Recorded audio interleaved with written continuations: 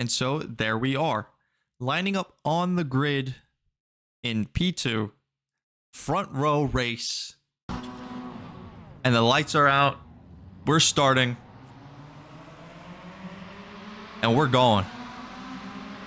I try to get as close to the number 30 car as possible. Number 30? That's not a 30. I don't know what number that is. That's a 10. We're close, but I know how tricky this section is so early. Trying to play it safe, not go too crazy, because, I mean, you can already see the carnage coming out behind me. But by me playing it safe, just to not have an incident this early in the race and ruin it off the start, I've allowed the number 10 car to get a good run on me, but I catch up in the sweeping section. I'm very close. Only a couple of tenths separating us, and I'm gaining. I'm inching closer and closer. He brakes pretty early there, which gives me an opportunity to sneak up in. I'm right in there. I'm in that slipstream as carnage continues to happen in the background. But I don't see it. I don't think about it. I do not care. I'm inhaling the fumes from that exhaust. I am right there, sticking as close as possible as I can to that slipstream, trying to keep with him as best as possible, because I know he's quick. I know what he's capable of. Slammed a qualifying lap a full second quicker than me. However, which of us can be more consistent on a lap-by-lap basis? Which of us can handle the pressure more? Which of us can refuse to give each other an opportunity in this race? Because that will determine absolutely everything on who will be first and who will be second or last. Who knows? Anything can happen in a race, especially in rookies. But I'm still in that slipstream, still chasing the number 10. Getting closer and closer. I'm itching for that overtake. Trying to stick to my line as best as possible. Trying to... Ooh, I'm shaking for a move. I see it opening. I did not know that number 8 slid like that. My race easily could have ended at that point. That's terrifying. I had no clue that happened. Oh boy. However, that sector 1 part of the track, the number 10 had easily... Oh, big slide from the number 10. Gives me an opportunity to go side by side with him. Like I was saying, number 10 is phenomenal. Phenomenal in that first section of the track, which I still struggle with. However, because of that slide, I got a good run on him. Able to take the position. But I'm still unable to hold that position. He has that full inside line into that corner. I try to brake as late as possible. Try to keep the position from the outside. But he just has a better run on the inside. It gives him the advantage into this corner. And it puts me way too close into that inside corner of the apex. But we hold it side by side through 3 corners. No contact. None at all. Giving each other a respectful amount of space. Phenomenal racing. And somehow 2 cars found us and have approached the fight for first. Car number 4 and 5 right behind. But they're not sticking as close to me as I'm sticking to this number 10. I am giving him no room for error. I'm applying as much pressure as I humanly can. I'm gunning for this win. I can smell it. And I will be damned if I don't go down without a fight. Shake for the move. Go for the inside. Try to get a good run on. But I do not like that corner. And we had a little bit of contact. Okay, so let's take a closer look at this bit of contact. Because even during the race, I was pissed off. I was pissed off simply for the fact that we made contact and I could no longer fight. As you can see, as we get closer to this apex, this big apex, which is very scary because if you take too much of it, you want to take a good amount of that apex to get a good run into turn 3. However, take too much of it and you're gone. You're gone. Absolutely gone. However, you can see where my car is pointed. I'm pointed towards that apex. I'm turning in. I have the line I have to take from where I'm at.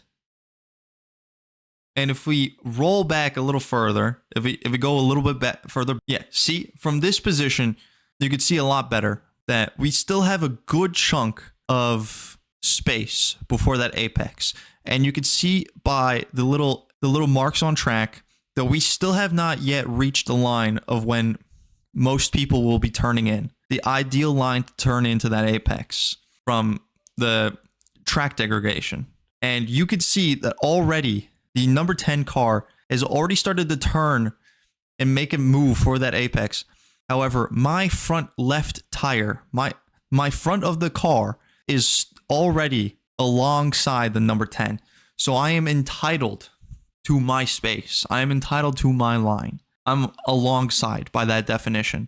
If I'm more than a car, like half a car's width, car's length, I can't speak. I'm so sorry, guys. If I'm more than a car's length alongside, which as you can see, like we're half and half. My front left tire is alongside that car door. I'm alongside. I'm entitled to my line. And from this point, I'm in the middle of the track, which is not a bad place to be in because you ideally want to be very aggressive in the first sector. That's where you get a lot of your time, which I try to be, but it's very messy for me. I need to get a lot better with that for me to do the idealness of the Circuito de Navarra, or I'm alongside. So I'm entitled to my space. And as you can see, we're both already turning in. We're already turning into that apex. Once we move a little bit closer, we're there. And from the looks of things right here, his wheels are straight. From this angle, it looks like his wheels are straight. And if he took that line that he currently has, and at the speed that we're going, he could easily make a move there. There would be no contact whatsoever because I'm still pointed to take that apex. I'm gonna be riding that's white and red strip right there of the apex. However, that does not seem to be the case. He ends up coming far closer to the apex than needs to be, and it's as simple as a love tap between our doors. We come alongside, bump each other door to door, and it's enough to send him sliding off, which is absolutely unfortunate because I tried. I'm on that apex. You could see from where my wheels are at that I'm going to be taking this apex. I'm taking the line, ideal inside line here. Like I'm not taking a wide exit or anything. I'm taking this. This is easily, at least my opinion of this, is that this was easily a racing incident. None of us really did anything that constitutes that like, oh, this person obviously made a mistake or I obviously made a mistake, so this is my fault or their fault. If it's as simple as a little bit more space given, as I was already alongside moving into the corner with him, would have avoided this entire thing. To be entirely fair, as I've said that line 3 times, I know, I'm sorry.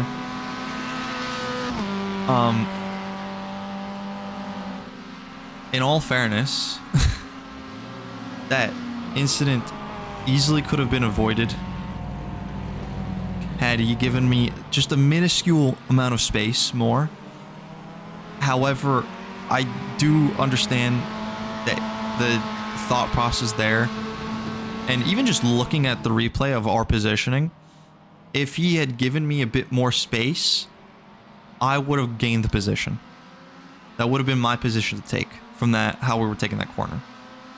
However, you slow down quite a lot moving into turn 3. Turn 3 is a really annoying and difficult 90-degree turn. Very difficult. Very easy to make a mistake there because you're still carrying in so much speed from turns 1 and 2, and you're trying to trail that off without going too slow. It's a very difficult turn to nail. And a rookie's, you're practically slamming the brakes to make that turn.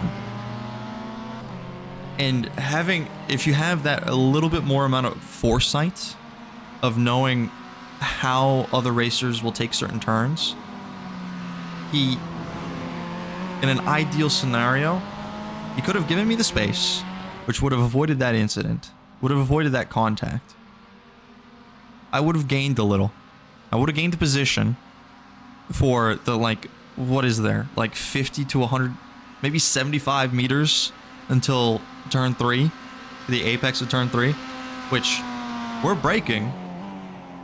However, he would have been in an ideal location to take a far better line into turn 3 than I would be, because I'm still far into the inside, so I had to brake earlier and harder than he would from where he's positioned on track, in which very easily, in an ideal scenario, would have gained the position back coming out of turn 3, and it still would have been number 10 in P1 and me in P2 chasing after him into that sweeping section, and we would have had more and other opportunities to either A, defend for position, or B, attack, aim for overtakes for positions in other locations.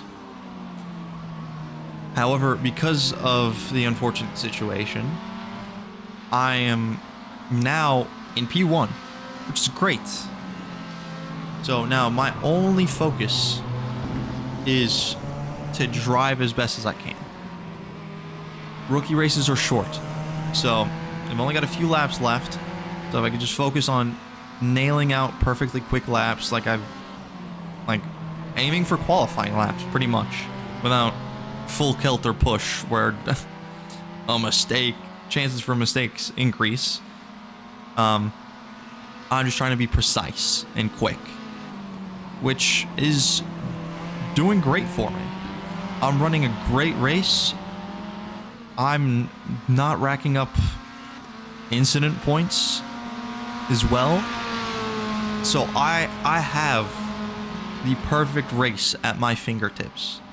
Not only could I get my first win of 2026, but I could bring home a good chunk of safety points too, which would be absolutely phenomenal for me. Because I want to get out of rookies. Please let me get out of rookies. However, I do have a car behind. I do see him in that digital rear view mirror. I see that blue and red car. I don't know what car number he is. Number 5. Number 5. That's who he is. Put some respect on number 5, because he is pushing. He's pushing. He's been fighting for third and fourth. Because if you remember earlier in the footage in the race, he was battling with that number 4 car. Those were the two main fights in this race in the front of the field. Me and the number 10 car, and the number 5 and the number 4. Those were the main races. And the two people that survived was me and the number 5. Because the number 4 car actually ended up hitting the number 10 car when he spun out, which in turn ended both of their races, which is completely unfortunate, because I really enjoyed racing against that number 10 car. He was a phenomenal racer. Quick and clean. Left me so much space up until that incident. And I mean, you could see that we were racing clean against each other. We took 3 turns practically side by side and gave each other almost like a car's width or half a car's width of space. Like, that is phenomenal. I can't remember the last time I've been in a race and I've seen racers give each other that much space. Hey, we both hung it side by side for 3 corners until he took it out in front of me. So much fun. So much fun. These These are the races I love, dude. Like, I can't I can't express this enough. Like, this is, oh, like, it's so hard to describe what it's like for anyone that does not race. But it's like in any sort of competitive field. It doesn't even have to be a sport. You can even apply this to people in the arts or that do creative things. You will find someone of equal skill and capacity to you, and there will be a competition there, a little sort of rivalry that either goes long standing or lasts until that moment of contact between you two, where you're together in a competitive space, and you can see that y'all are the same.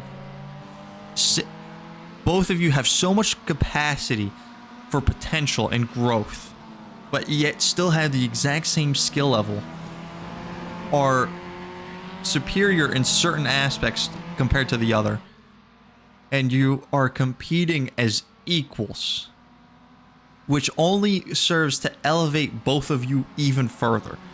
It is like the most fun part, in my opinion. It is the most fun. Like, that is the best way I can describe this, is just competing, going blow for blow with an equal. And I gotta admit, I saw an opportunity to do it. I won my first ever race in 2026. My first ever race in the sports car series. My first ever race in the Mazda MX-5 Cup.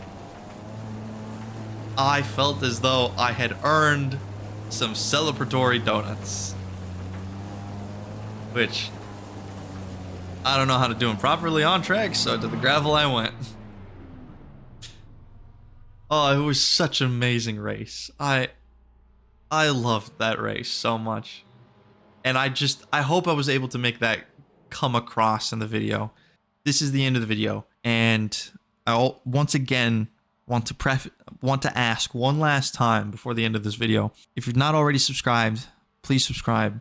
And if you've enjoyed it, please hit that like button. And thank you guys so much for watching.